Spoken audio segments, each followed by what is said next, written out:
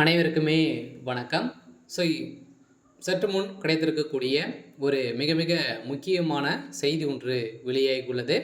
சற்று முன் கண்ணீருடன் துரைமுருகன் என்ன ஆச்சு, போலீஸ் குவிப்பு, அதிர்ச்சியில் அறிவாலயம், இது மாதிரி பார்த்தீங்கன்னா செய்திகள் வெளியே இருக்குது.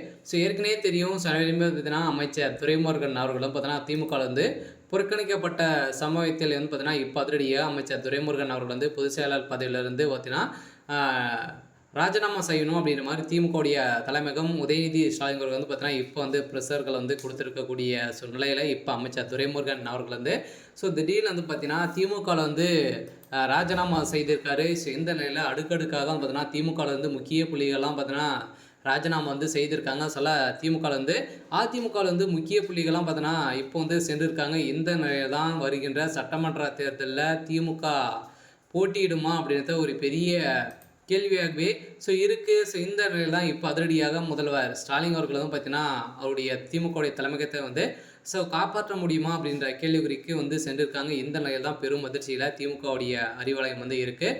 இருந்தாலுமே இதை பற்றி இந்த வீடியோவில் பார்க்கலாம். அதுக்கு முன்னாடி நம்ம சேனலுக்கு இப்போ தான் நீங்கள் முதல் முறையாக வந்திருக்கீங்க அப்படின்னா மறக்காமல் நம்மளுடைய சேனலை சப்ஸ்கிரைப் பண்ணி சப்போர்ட் பண்ணுங்கள். வாங்க வீடியோக்குள்ளே போகலாம். பார்த்தீங்கன்னா அமைச்சர் துரைமுருகன் அவர்கள் திமுகவுடைய ஒரு முக்கிய புள்ளியாக தான் இருக்கார். இருந்தாலுமே இப்போ திமுகவுடைய தலைமைக்கு பார்த்தீங்கன்னா அதிரடியாக அனைத்து அமைச்சர்களையுமே பார்த்தீங்கன்னா வருகிற சட்டமன்ற தேர்தலுக்காக அந்தந்த துறையில் இருக்கக்கூடிய அமைச்சர்கள் அனைவருமே பார்த்தீங்கன்னா நிறைய இவ்வளோ பணங்களை கொடுக்கணும் அப்படின்ற மாதிரி ப்ரெஷர்களை கொடுத்துட்டு வந்துடும் நிலையில் இதற்கு அமைச்சர் துரைமுருகன் அவர்கள் எதிர்ப்புகள் தெரிவித்திருந்த நிலையில் இந்த அடிப்படையில் தான் இப்போ அமைச்சர் துரைமுருகன் அவர்கள் பார்த்தீங்கன்னா பொதுச் செயலாளர் பொறுப்பிலிருந்து துரைமுருகன் பொறுப்பில் இருந்து விடுவிக்க கட்சி தலைமையகம் பார்த்தீங்கன்னா முடிவு செய்துள்ளதாக தகவல் வெளியாக இருக்குது. இந்த நிலையில் பார்த்தீங்கன்னா திமுகவுடைய உட்கட்சிக்குள்ளே பார்த்தீங்கன்னா நிறைய மோதல்கள் இருந்திருக்கு.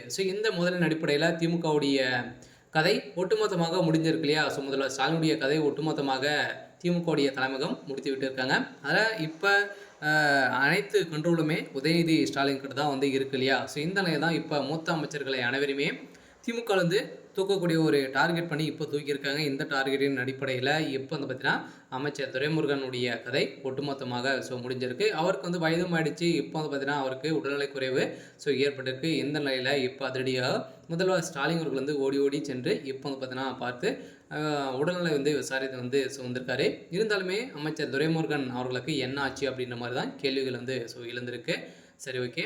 இன்னைக்கான அப்டேட் பார்த்தீங்கன்னா இதுதான்.